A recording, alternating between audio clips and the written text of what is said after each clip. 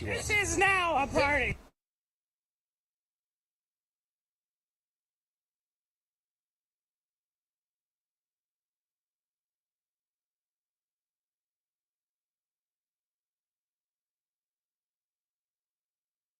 I think I just broke a tooth.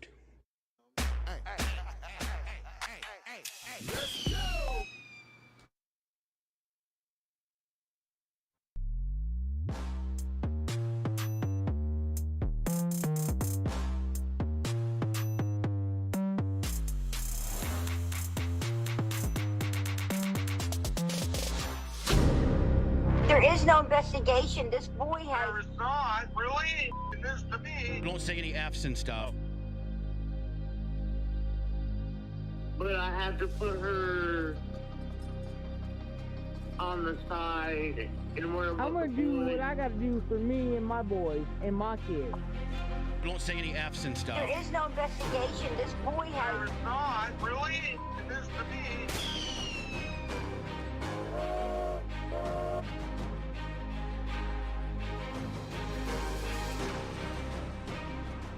Right. Idiot. I've done my best. It's hard, that's real tough.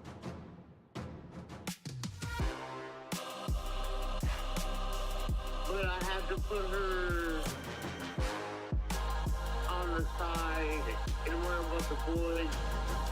I'm gonna do what I gotta do for me and my boys and my kids. Don't say any F's and stuff. Live from the NBD Production Studios, you're in the lab with your host, Joshua Diaz. There is no investigation. This boy has. There is not, really? This to me.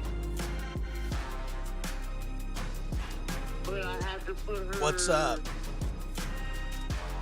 On the side and where with the boys. Good to see you. But I had to. There is no investigation. Don't say any F's and stuff.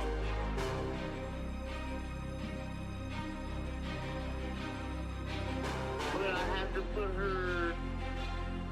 But I had to put her on the side and where about the boys. Welcome to the lab, everybody. I'm your host, Joshua Diaz. Good to see you. Good to be here. First and foremost, I'd like to thank everybody for their kind words on my mother's birthday yesterday, and thank you so much.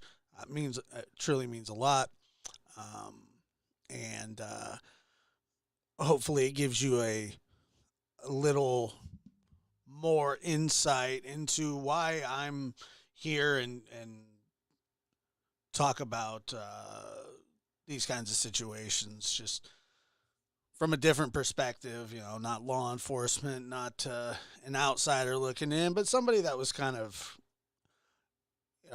born in, I wouldn't say I wasn't technically born into it, but, the first few years of my life, that was what was leading up, the build up, and, there's always a backstory, and there's always, the lead up to the exact moment where people's lives change, and we see that in all these cases. And I don't know if any of you are watching the preliminary hearings for the Maya Malete case, but they have introduced some pretty damning stuff. Some pretty damning evidence at the preliminary hearing. And,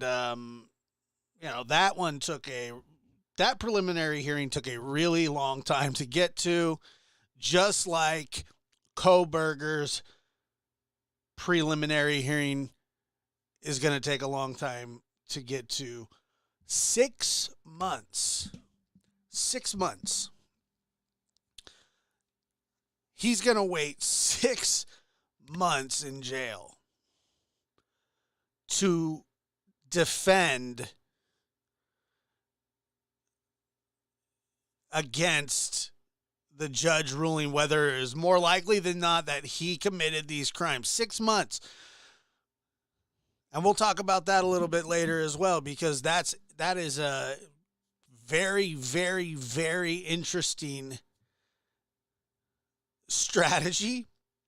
And when I say very, very, very interesting, I mean, I don't think he has much of a choice.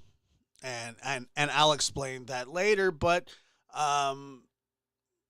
the key evidence presented at the Larry Miliete, Maya Miliete trial is that, let's just take a look here, because this is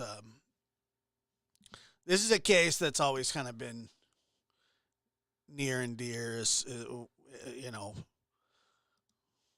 like a lot of these are, but let's just take a listen.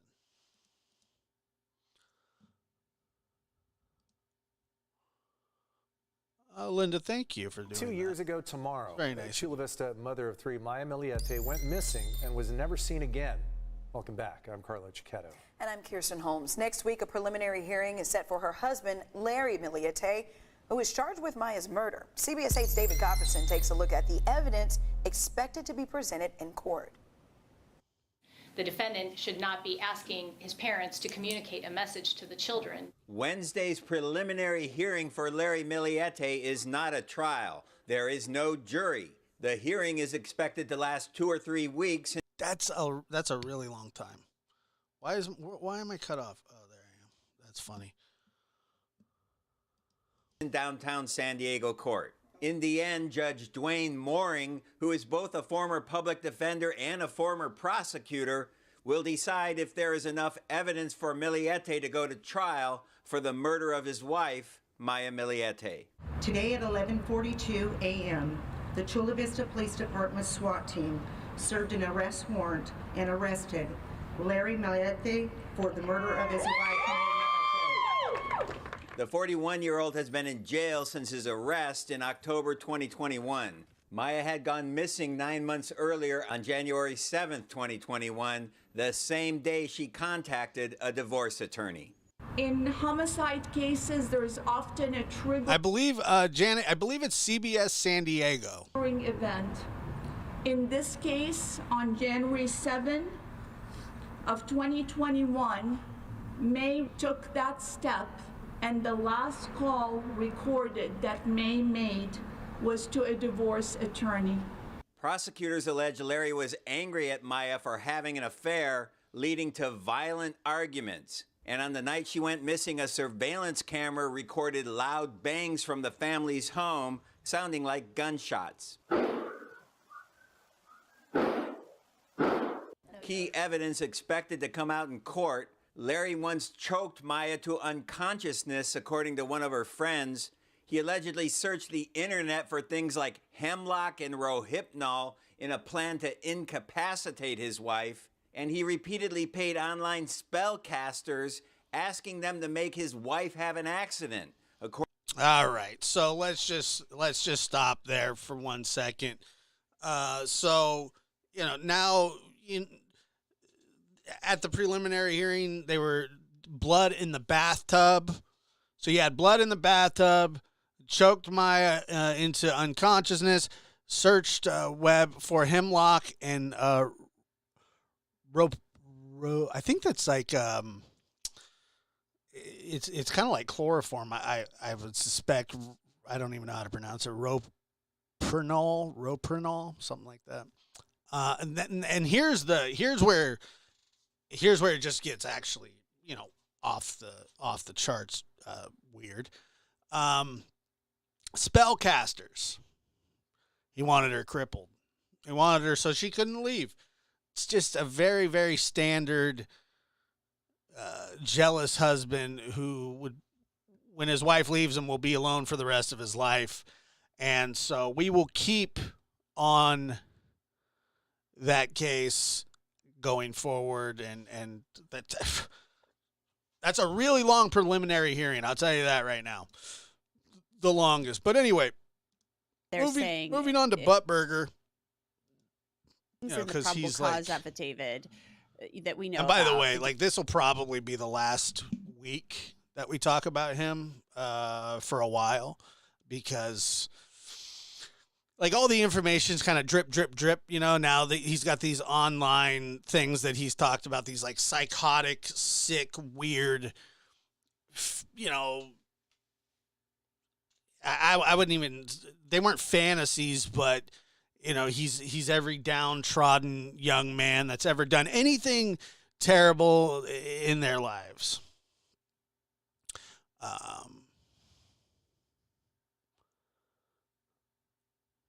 DNA. So let's take a listen here. So this is what a defense attorney is going to try and do. You know, we all say, "Oh, it's very solid evidence." Well, we'll see. You see the defense going. Obviously, there are things in the probable cause affidavit that we know about. The DNA on the sheath that they say belongs to Bryan. As Chris McDonough would say, he's 5150. Koberger. And that's true. The cell phone records where they say his phone was in the area of the tower servicing the King Road homes. We have, you know, the video, the surveillance video of allegedly his vehicle trying to park at the house. So there are a lot of things that the defense is going to question in this case, along with this eyewitness testimony of the surviving roommate who says she saw a man clad in black walk toward her door, go out the sliding glass door, and she said he had bushy eyebrows. So she can't, you know, to our knowledge, she hasn't said, yeah, that was him, but she gives a description. Well, she can't say that was him because his face is covered. Again, all of this is circumstantial evidence. And I Oh my God. The vocal fry. The vocal fry drives me nuts. Would she talk like this in court? Listen, I mean, seriously? She gives a description. Well, she can't say that was him because she can't say that was him. His face is covered. His face is covered. Again, all of this is circumstantial evidence. All of this is circumstantial evidence. No, it's not all circumstantial evidence. And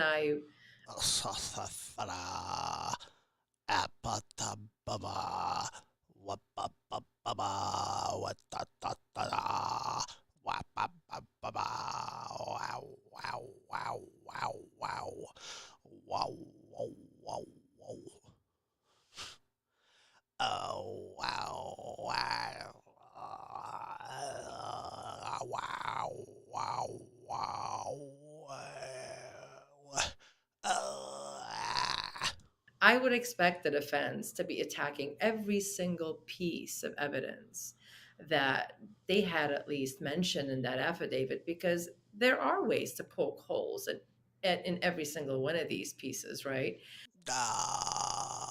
Whether it be the DNA, I mean, this could have been something that he maybe touched it at some other time, transfer type DNA. Maybe it could have happened on a previous night, on a previous day, or there may be issues with the DNA testing itself. And I'm sure the defense will hire their own expert and do their own testing. And if there's any issues, they're going to bring it up. So there's all sorts of ways of attacking evidence that initially seems like, oh my goodness, that's strong evidence. They've got him. Not necessarily. I mean, we know that though. Some of the phone related information, he could have been anywhere. He lives. He could have been anywhere, but his car was seen in the area. Couple that with bushy eyebrows being in the house. Couple that with his DNA being on the knife sheath. And then whatever else they have that they haven't told us. Bunch of circumstantial evidence. 8 to 10 miles away from this location where the crime occurred.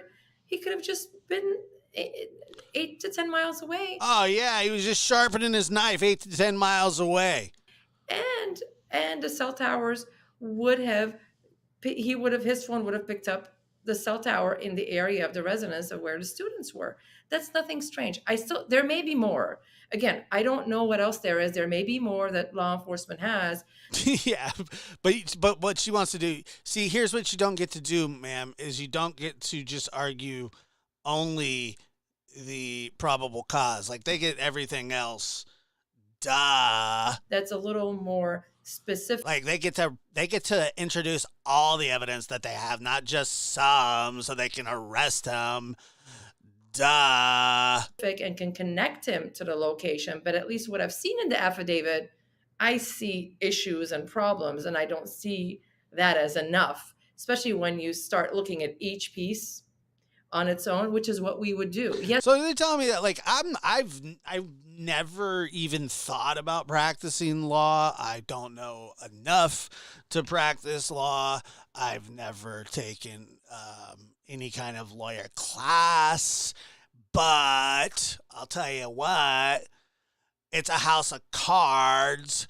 And she's saying, well, now you have to do every single piece one by one by one. That's a lot of pieces to go through, even just in that affidavit, lady. It's like, the probable cause affidavit, you go boom, boom, boom, boom, boom.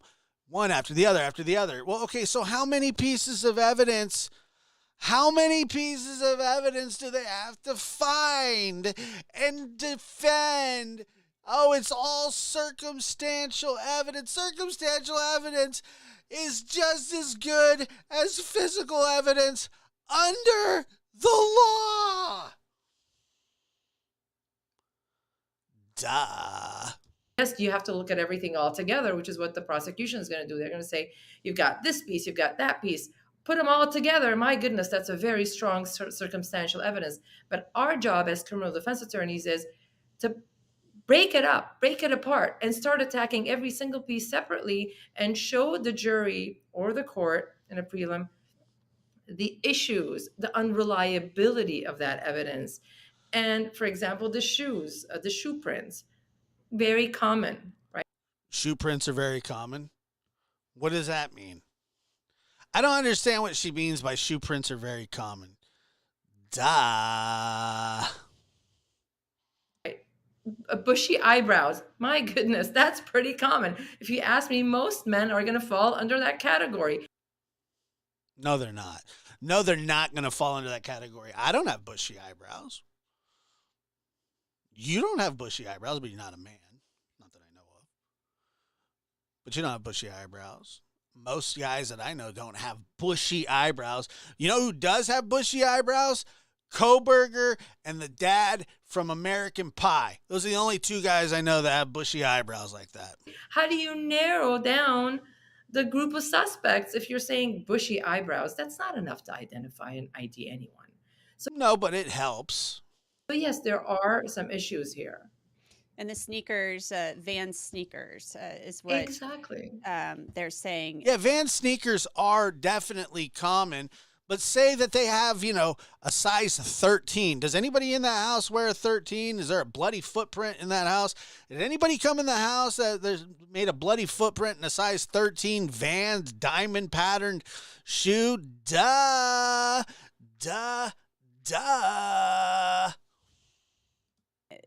The shoe print by her door or what have you in the direction she said he was walking came from.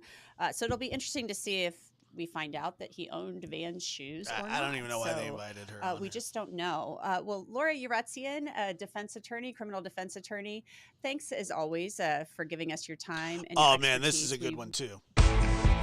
Banfield, just bringing the heat. Love Banfield. 45 years ago this Sunday, the world fell apart for a young woman who was living her dream with her college-age roommates and on her own for the first time. At 4 o'clock in the morning, Debbie Ciccarelli was awakened by a noise on the other side of her bedroom wall.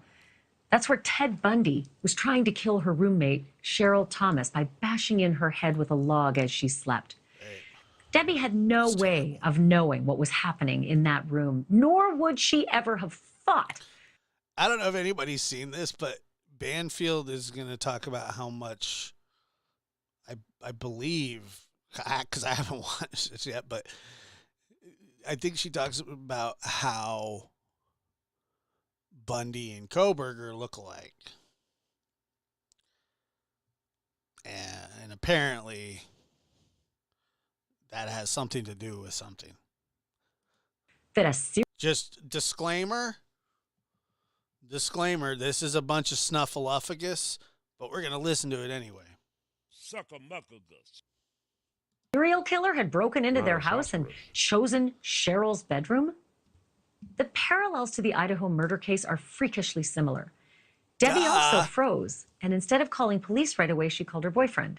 And then when she did call 911, the 12 squad cars that came screaming up to the front of her house may have just scared Bundy into jumping out the kitchen window. It is possibly... Yeah, if she was my defense attorney, if that lady was, I would represent myself. I'd have a better shot. ...why she and her other roommates are alive today. Debbie's life was turned upside down in the years that followed because, of course, she became the star witness in the case against Ted Bundy. She was forced to come face to face with that killer. By the way, absolutely terrifying. God bless her, man. Anybody that can look their attacker and predator in the eye and tell them to shove it, to me, that's just a beautiful thing. It really is. She basically very much helped send this guy to the... Did he probably got lethal injection? They don't really do old Sparky much anymore. That would have been a better one. I hope they don't forget to dip the sponge. Dozens of times, as he actually questioned her while acting as his own lawyer. Needless to say, as someone who has lived through this ordeal and who became a star witness, Debbie has so much that she can share with the two surviving roommates in the Idaho murders, from coping with the trauma to finding the strength to face an accused killer in court to helping to put him away. And Debbie Ciccarelli is kind enough to join me live now. Debbie, it's just such a remarkable series. By the way, this Debbie lady is an amazing human. Of coincidences, like the similarities between what happened in the crime against you and your roommates and what happened in Moscow. When you heard about what happened in Moscow, how did it affect you? What happened? At first, I truly hope that they can put this lady in contact with Dylan at some point. I'm not saying, just to do it right away, but I mean, at some point, it could be so helpful. First, I didn't follow it too closely, but then for some reason, I was picking up on things. And again, yeah, as you said, they just seem so similar to what we went through 45 years ago. And it's just spooky about, he even resembles Bundy in his face. Someone on TikTok had taken a picture of... Now, her saying that makes a little bit more sense because it's like, PTSD.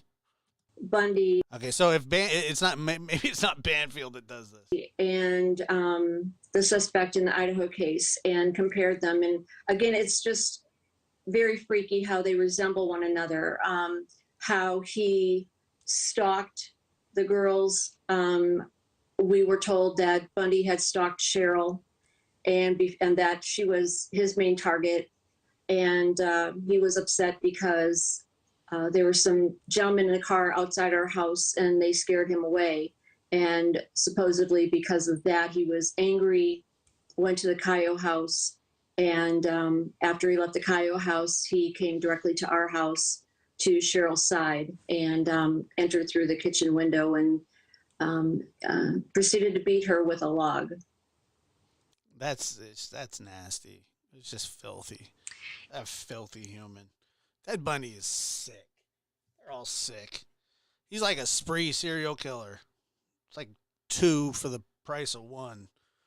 And Bundy was really smart. But here's the thing too. And I know it took them a long time to find Bundy and Gacy and all those guys.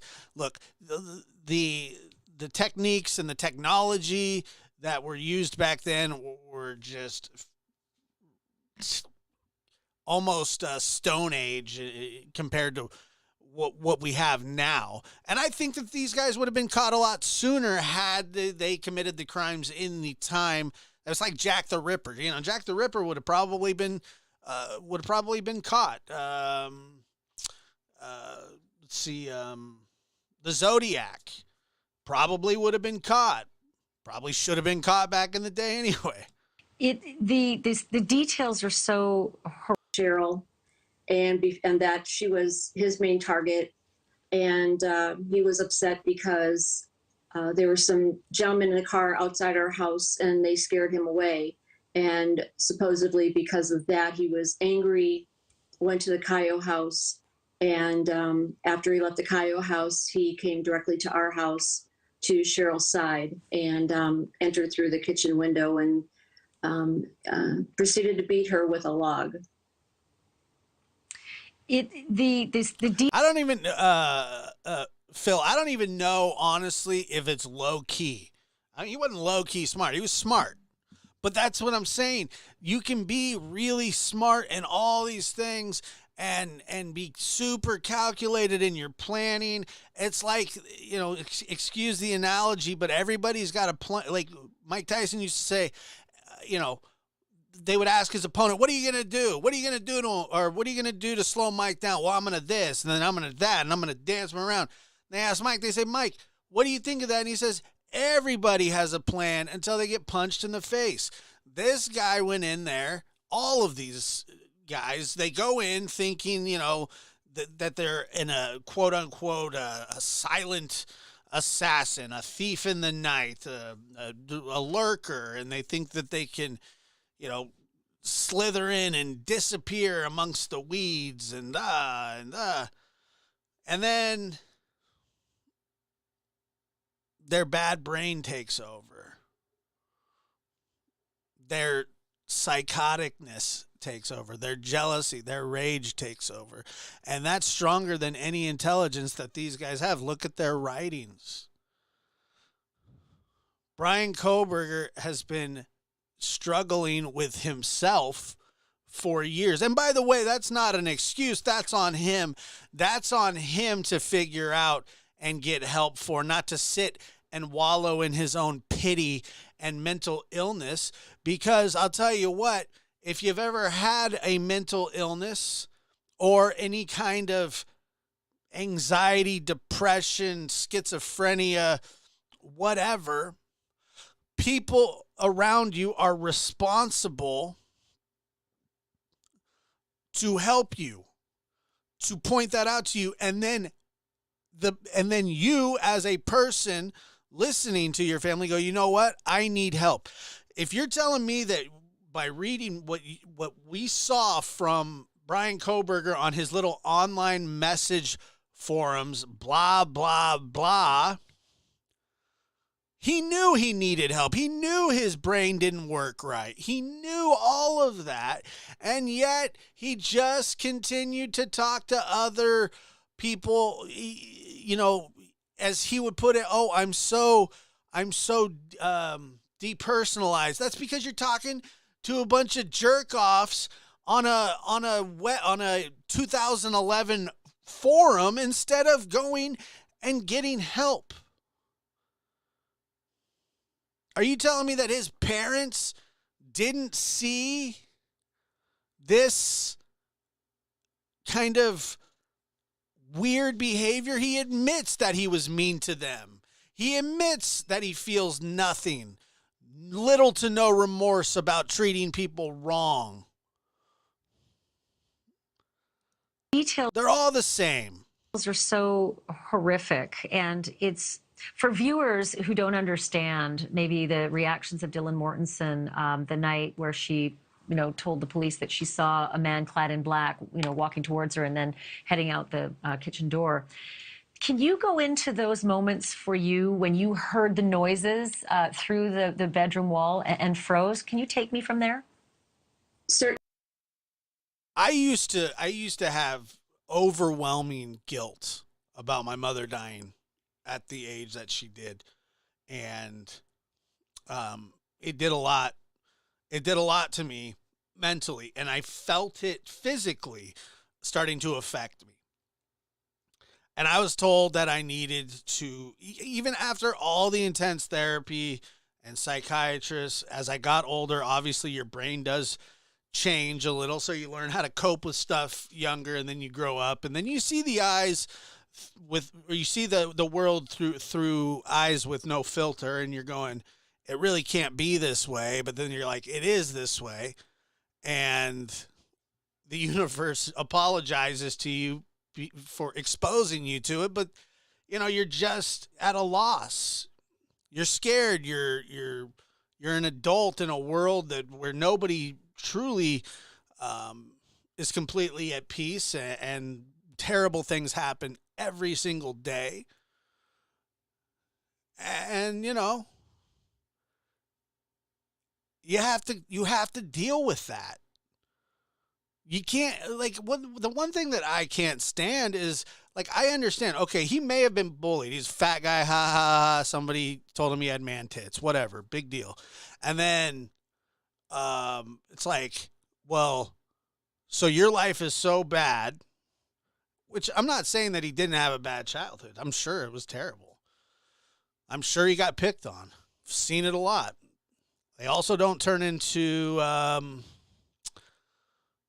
quadruple homicide suspects. Certainly. So we had been sound asleep. We'd come in that night from being out together, and I had heard this. Our house was up on blocks, and You don't get to turn your problems into other people's problems.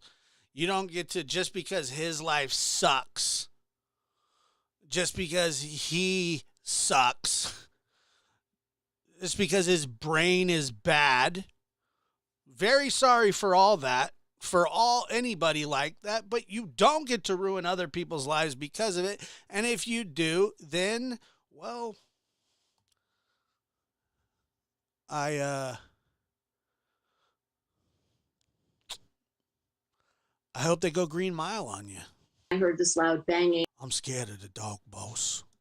And it startled me. I woke up and I listened for a little bit, and then woke my roommate up, and I said, there's something going on next door. And the thing is, the wall between Cheryl's side and our side was so thin that we could actually talk to each other through the wall.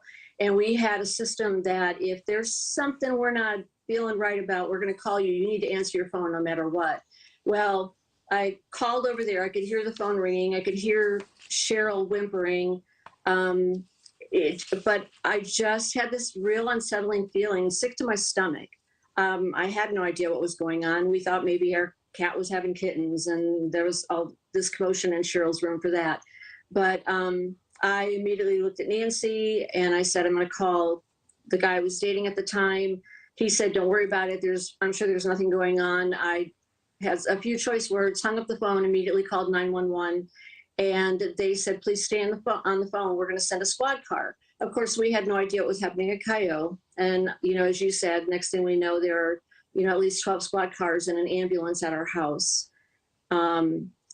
It all happened so fast. And why I reacted the way I did, I don't know. I'm just thankful that I did. And I suppose when you heard about the 8 hours between seeing the man in the, clad in black and the call to 911 in the morning, you probably had some insight that would be helpful for people who don't understand how Dylan didn't call in 8 hours. Everybody reacts to situations differently. I can't give an explanation of why she reacted the way she did and why I reacted the way I did. Mine was, like I say, an instant gut feeling to call law enforcement within minutes of hearing this strange noise next door. And, I just hope that she is not taking any of this as her fault, and that she is seeking, reaching out to her family and friends. And when she gets to a point years down the road, as I did, I talk about it as much as I can to anybody and everybody. It helps. It's been very therapeutic for me. Thank you for watching.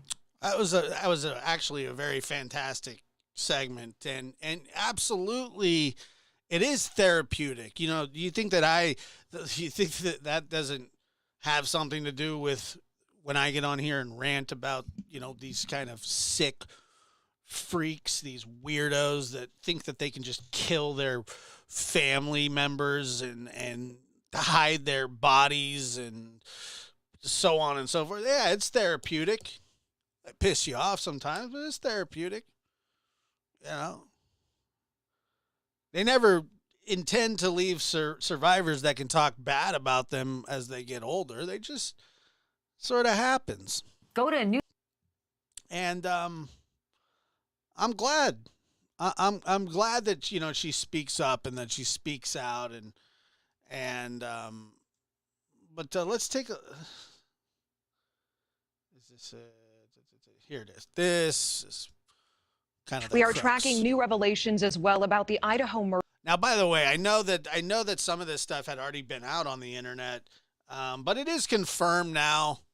I wasn't really willing to go into it but I knew that this was coming because this is just standard operating procedure from incels. He's an incel, nothing more, nothing less. And I know, people say, oh man, there's so much more to it. Okay, maybe so. Fact of the matter is, he was a crybaby little bitch who couldn't handle his problems, which whatever, man, that happens. People can't handle their problems, but that doesn't mean that they go out and do things like this. Just because you don't feel remorse, just because you think that there's no consequences for your actions, just because you have whatever visual snow is, people have that stuff. I mean, whatever. Get over it. Buck up.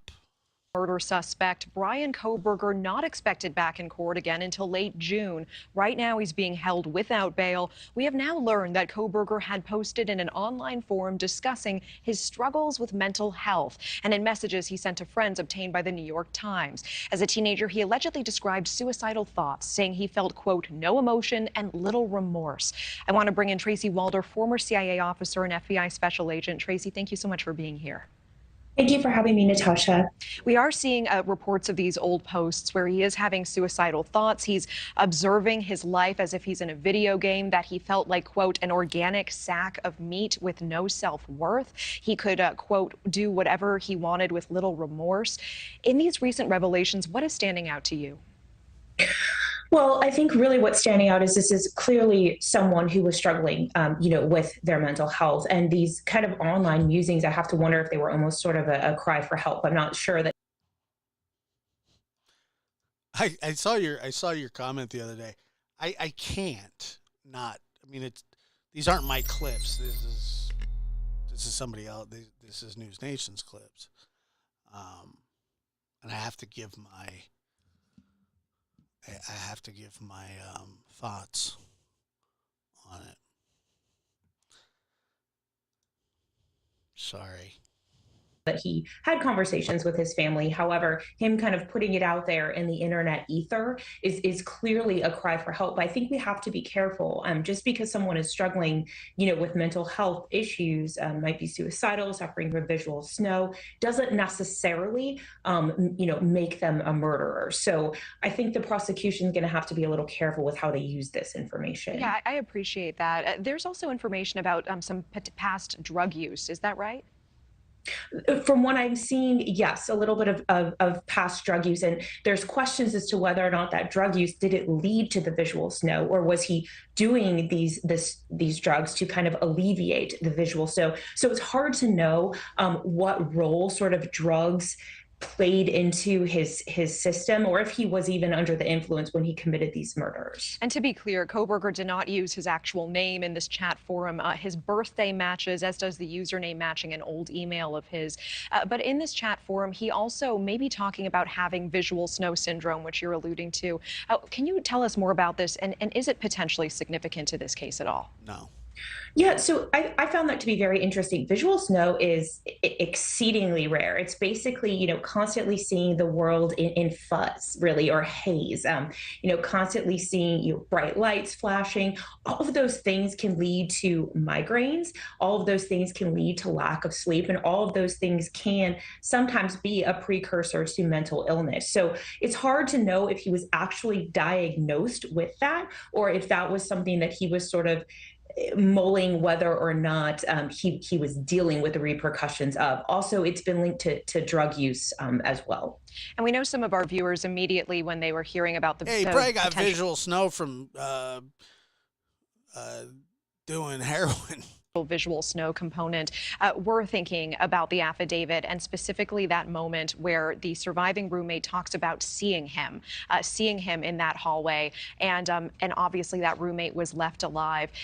In your investigator's mind, immediately does it go to that as well? Potentially, did visual snow play into that moment and interaction where maybe he did not even see that surviving roommate? What about visual rain? Purple rain, purple rain. I see purple rain, purple rain. Mate.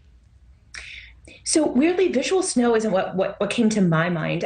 Really, what came to my mind when I thought about the fact that he perhaps didn't see the roommate was, one, just the layout of the house. He probably didn't see her. But I think also, too, he had released a lot of adrenaline in committing these murders. And part of me wonders. The reason visual snow is new to most everybody is because it's like extremely rare. If he was just so blinded like that, by that he was almost in this dream or daze-like state, and that's what caused him to not see her. Yes, it certainly could have been the visual snow in terms of him not seeing straight, but that just wasn't where my mind first went. I appreciate that, Tracy. Thank you. So with these sort of revelations, past potential online postings online, can the prosecution use any of this against Kohberger going forward as they build their case? That's an excellent question. I doubt it, to be completely honest with you, because I think either the defense is going to use this to kind of, set up some kind of an insanity plea, which I don't think is going to happen, just because he has said that he was very cognizant of what he was being charged with. I think the prosecution is going to have to be very careful in terms of how they use this, because we don't want to, further stigmatize mental health. And really, it's just circumstantial that he may have been suffering from some of these things. Was he ever diagnosed with that? Didn't necessarily lead to him committing these murders. Really appreciate that, and always appreciate your time. Tracy Walder, thank you so much. Thank you. Thank you for watching. Go to newsnationnow.com to find News Nation. I'm Nicole Berlin. Right now, prosecutors are working to show that cell phone data proves Bryan Kohberger was stalking his victims. Those records put his phone. Yeah, so everybody's saying they didn't know him, blah, blah, blah. Well, yeah, they probably didn't know him. They probably didn't know him, but he knew them, and he was familiar with them somehow, some way, obviously. And it sounds like, he probably saw one of the girls at some bar somewhere, and like, oh, she's beautiful. She's the kind of girl that I could never have. Her and her friends are gonna pay. Some weirdo incel, crap. Near the crime scene By the way, R.I.P. Lisa Marie Presley. At least 12 times before the daughter of the king. Thank you very much. Murders. Kohberger is not expected back in court again until late June. In the meantime, though, he is being held without bail. Nancy Liu is live for us in Moscow. And Nancy, this tragedy now has a lot of people focusing on personal safety and awareness. You're right, Nicole. The revelations that Bryan Kohberger had been watching this rental home where he allegedly killed 4 people raises the question of how can someone tell if they're being watched, and can you be too cautious? Now that college kids are back on campuses all over the country, safety experts say heightened awareness is always a good idea. Is this your car? Cellular data and surveillance images placed Bryan Kohberger's phone and his white Elantra near the Moscow rental home multiple times as early as last summer, months before Ethan Chapin, Xana Kernodle, Kaylee Gonsalves, and Maddie Mogan were found stabbed to death in November. Colleen, I just got your My email. first Thank you thought very when much. I heard of Pictures these are awesome. Sorry for interrupting the show.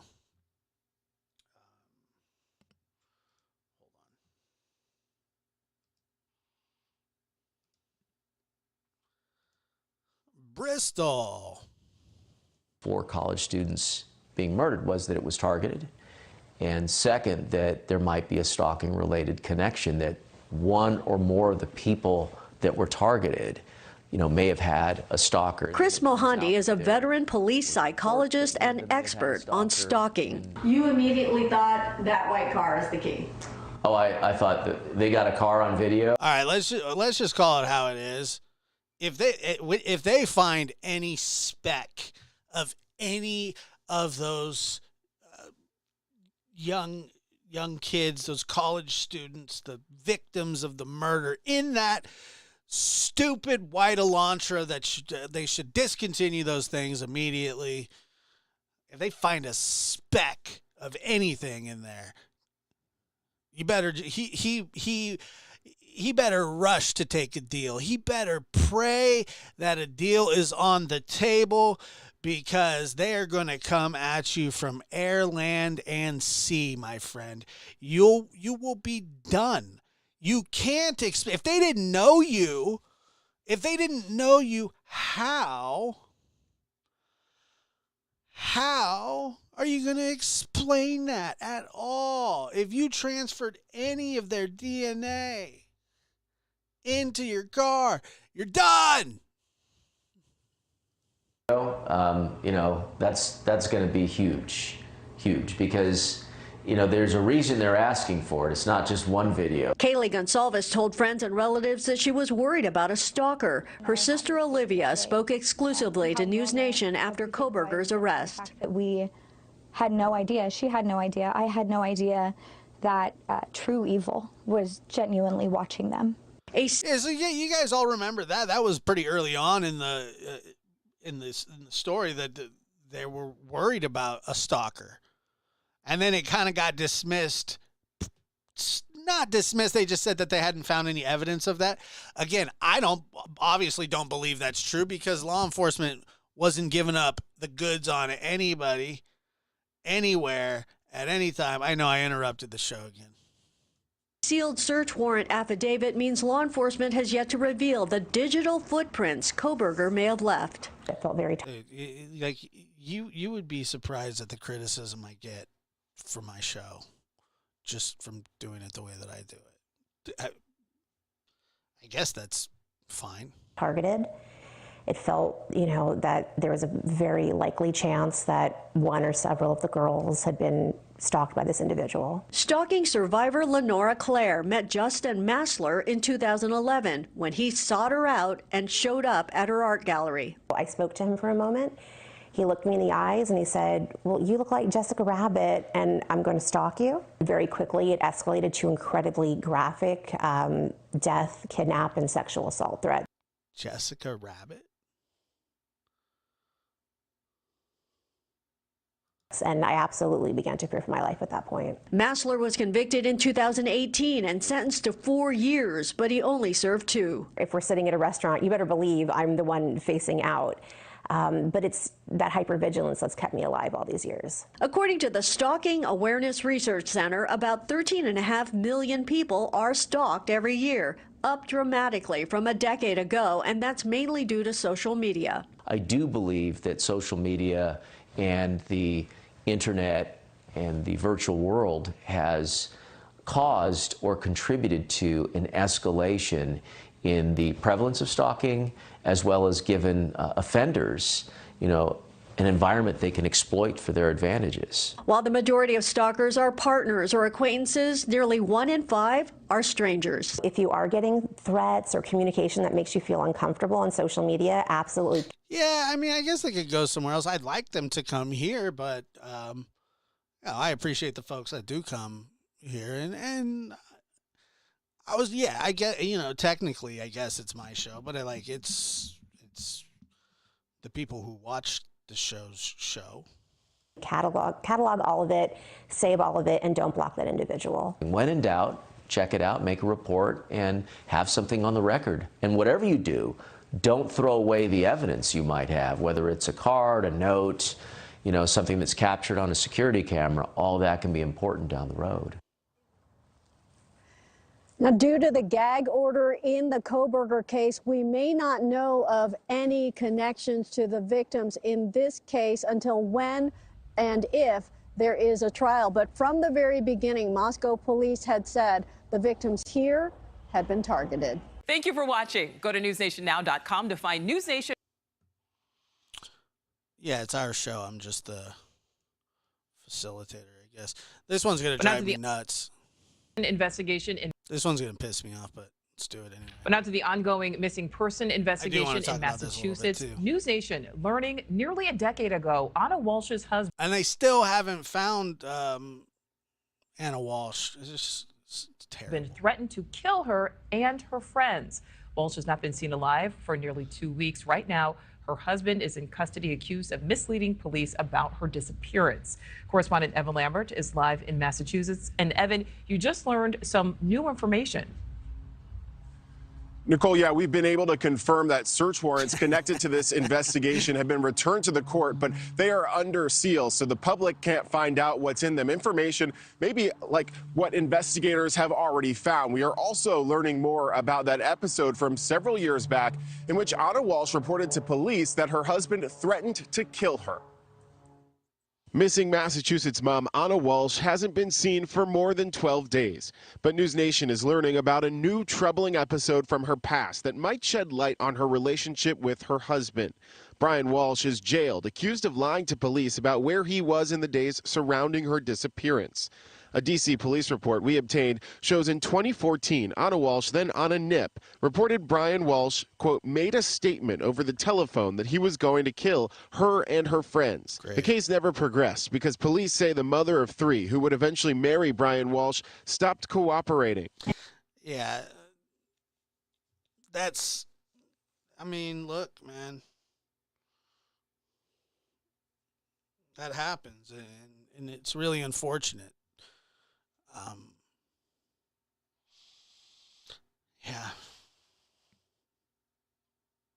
Just leave. You know, don't tell them that you're leaving. Just leave.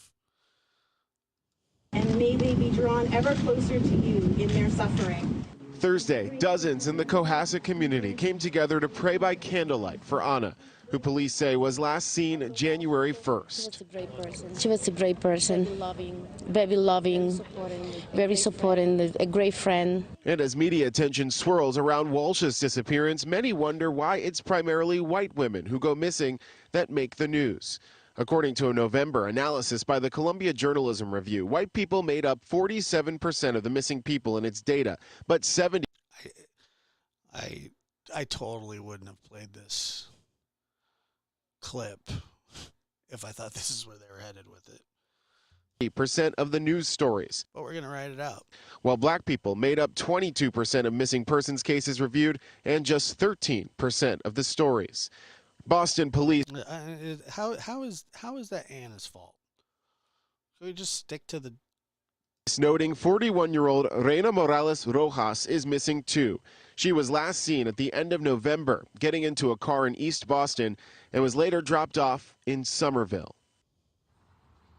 And we have a weekly missing series on News Nation Live. Our mission with that is to show these cases from across the spectrum, all kinds of missing persons cases. You can see that on air and online at newsnationnow.com. Nicole? You're trying to bring light to those cases. All right.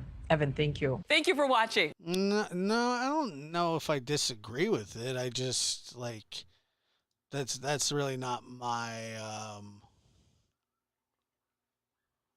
It's really just not my thought is all it is. But yeah, I'm not disagreeing with it. I just it's not something that I.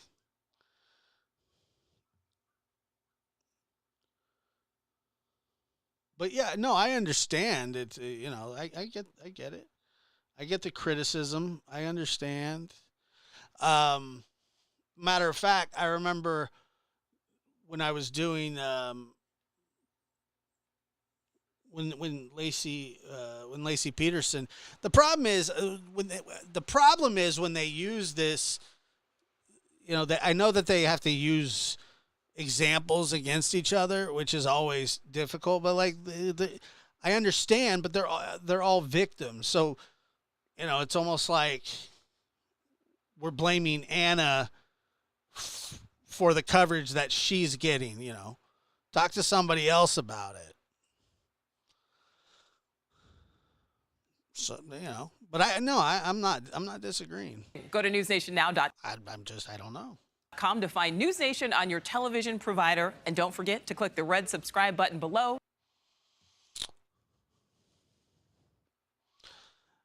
Jasmine says, when is the right time to talk about it, though? I don't know if it's about the right time or the right space, because there are people that do talk about that exclusively. Inequality coverage, things like that. But I tell you that a lot of the people that on this show that we cover are all different races. Okay, that's just how it is. From the West, from Orson and Oren to Cody Bixby. Larry Miliete and Maya Miliete, so on and so forth. It's not me, personally. So, but I'm not saying that I if you guys want to talk about systematic racism, we can talk about that later too. I'll be sure to really fit that one right in. Just kidding. I have no interest in. I'm not saying they don't exist. I just don't talk about it. Now to talk more about the case, the investigation, and the evidence, Joshua Ritter, host of the True Crime Daily Sidebar podcast.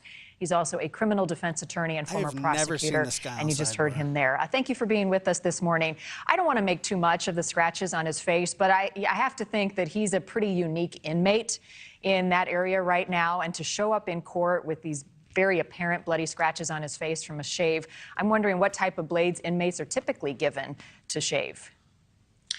Well, they're not the nice ones. They're not the expensive kind. I mean, they're given, the kind of whatever the county can afford. So I'm not surprised that would be the explanation for the scratches. But you're right. Anytime he shows up to court now, everything's going to be microanalyzed, including, any kind of scars or bruising he may have on his face, because he is getting a lot of attention. He is an inmate that all of the other inmates where he's being held know about. So it's certainly something to cause people to be at least curious about. Yeah, well, my first thought went to maybe somebody tried to attack him, right, for what he is accused of doing. That's, of course... I mean, they're all kind of in the same spot, aren't they? Extremely speculative, but I think the general public sees that and wonders the same. Next time they give him a dull, rusty name. Same thing. All right, let's talk about this case. We won't see him back in court for this preliminary hearing until June. Who benefits more from all of this time, the defense or the prosecution? The defense does, because they're playing catch up completely. The prosecution knows all the evidence. The police have been working on this since the murders took place. They're on top of everything. And they know all the evidence, but more can still be discovered. So giving them another 6 months on top of what they already have, I'm not, the reason that they asked for 6 months is because of the absolute damning evidence that they're going to have to defend. They want to know what they're going to have to defend. If he was really, truly excited about being exonerated and so on and so forth, he wouldn't have asked for a 6 month in the future preliminary hearing. We're not even talking about trial, just so he can enter a not guilty plea, because that's what's going to happen. Because what they're going to do is they're going to send it all the way to June. There's going to be substantial evidence, single source DNA, phone pings, so on and so forth. And then on top of all of that, there's still stuff that they haven't told us. The reason Kohberger has asked for it to be set out so far is because he is willing to sit in jail without entering a plea to defend himself adequately against the enormous charges that are being cast upon him. Because the only reason you need 6 months is because you got a lot of crap that you're going to have to try and somehow finagle. Oh, we're going to bring in, let's bring in a DNA expert to dispute the DNA, so on and so forth. I'm telling you guys, the whole DNA thing, I get it, but they're going to bring in some fringe expert, somebody who likes to smoke embalming fluid that used to be a medical examiner somewhere, and hung out in a beer and shop bar in Pennsylvania after his wife broke up with him because he gambled the house note away.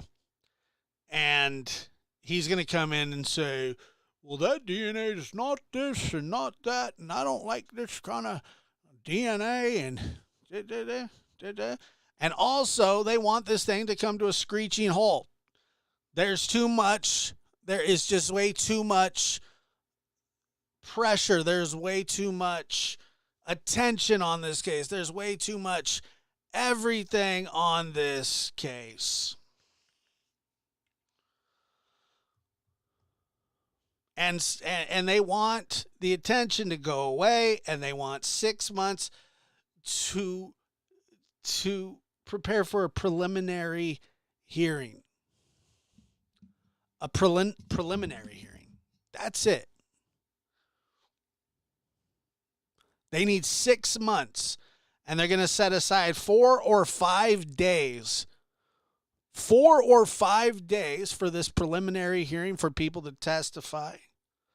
And then what will happen is the judge will go, well, yeah, what they really need to do is they just, for the preliminary hearing, they walk up and say, hey, we found this knife sheath and it's got his thumb on it. And they're like, well, that's in the probable cause affidavit. Yeah, but it's single source DNA. But he said somebody stole it. Okay, but did they steal his thumb or his fingerprint too? Nope, just the sheath. Did they steal the knife? Nah, just the sheath. So they stole the sheath with his fingerprint and then planted it there after somebody else committed those murders? Yep. All right, we're going to trial. Boom, boom, boom. How do you plead, Bryan Doucheburger? Not guilty. Okay, moving on. Trial set for, I don't know, October, and then it gets postponed like 17 times. Now sorry for interrupting the clips. Defense is getting this huge cachet of evidence that they have to go through, and that's why it's not surprising that they asked for that amount of time. Usually, in cases of this magnitude, the defense is going to ask for some time before the preliminary hearing. 6 months is a lot of time, but I'm not surprised when you're dealing with a case this serious with all, what is at stake for him. Potentially a death penalty case here. And then just kind of the multifaceted investigation, all of the stuff that the defense is going to have to dive through. It was not a shock to me at all that they asked for the amount of time that they did. The affidavit revealed some really chilling details about the surviving roommate coming in contact with seeing the killer walk down the hallway and then out the back sliding glass door. How important will that roommate's testimony be if she is in fact called as a witness? It'll be hugely important, and I would be shocked if she wasn't called as a witness. That was one of the Why would she not be called as a witness? Bombshells in that affidavit, that somebody in the house actually witnessed someone matching his description. She wasn't able to positively identify the face because he was wearing a mask. Well, guess what? Somebody matching his description.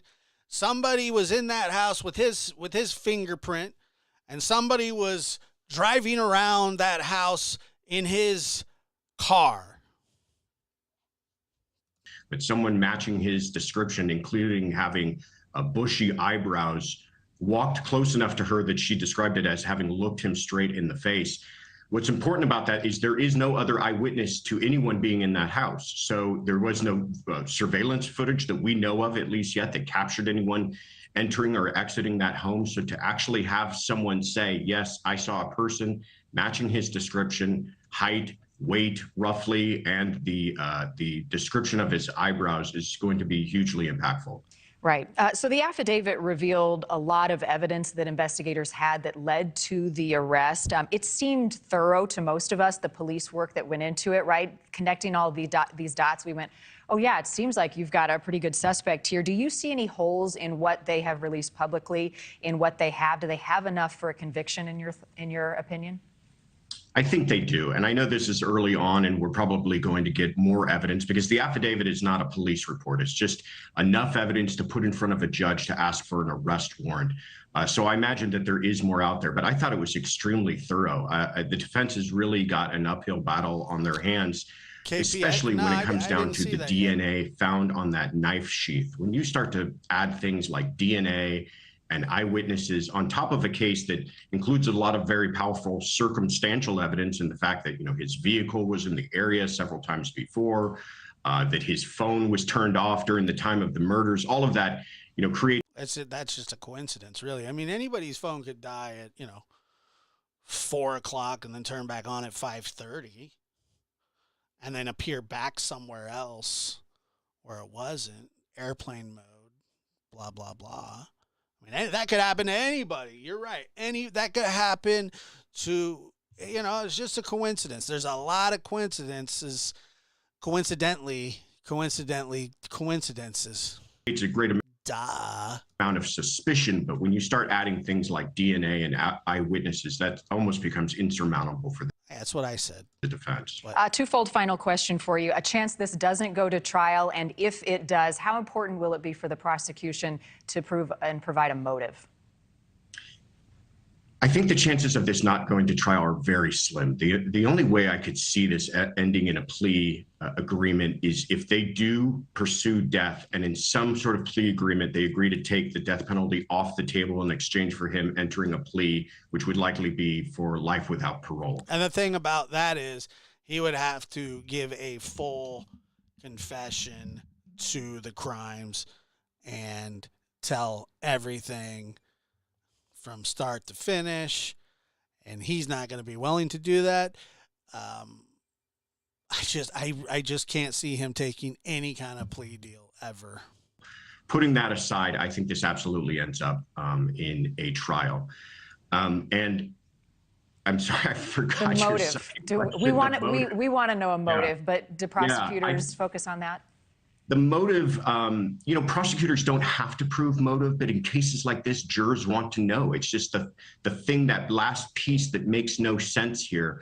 And even if it's something like he was just obsessed with them, or he was obsessed with the idea of murder, or he was. Yeah, it doesn't have to be complicated. The motive is relative. It's all relative, His motive could have been that he burnt his tongue the night before on his top ramen, and he became enraged, and that triggered his psychotic feelings. Obsessed with seeing if he couldn't get away with something. That might be enough for jurors to hang their hats on, but it's a mistake, I think, if the prosecution just leaves that completely unanswered. Thank you for watching. Go to newsnationnow.com to find News Nation on your television provider. And don't forget to click the red subscribe button below to get more of News Nation's fact-driven, unbiased coverage. Yeah, we don't know how much evidence the prosecution has, but I'm guessing it's a little. What the heck was that? Anyway, just want to say thank you guys for being here. I appreciate it. I'll catch you next time. Thanks. There is no investigation. This boy has. There is not, really. This to me. Don't say any F's and stuff. But I have to put her on the side and where I'm gonna do what I gotta do for me and my boys and my kids. Don't say any F's and stuff. There is no investigation. This boy has. There is not, really. This to me.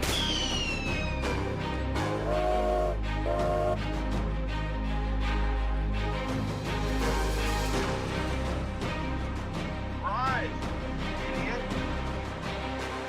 I've done my best.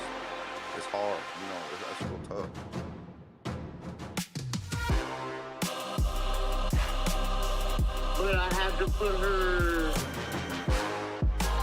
on the side and worry about the boys.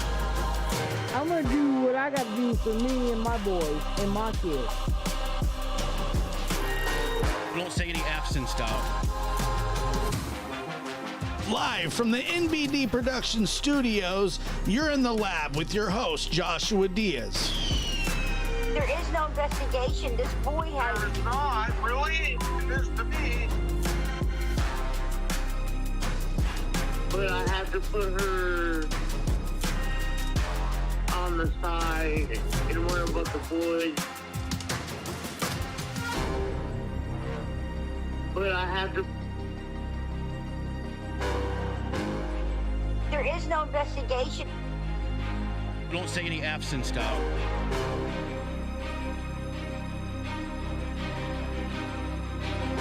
But I had to put her... But I had to put her on the side and worry about the boys.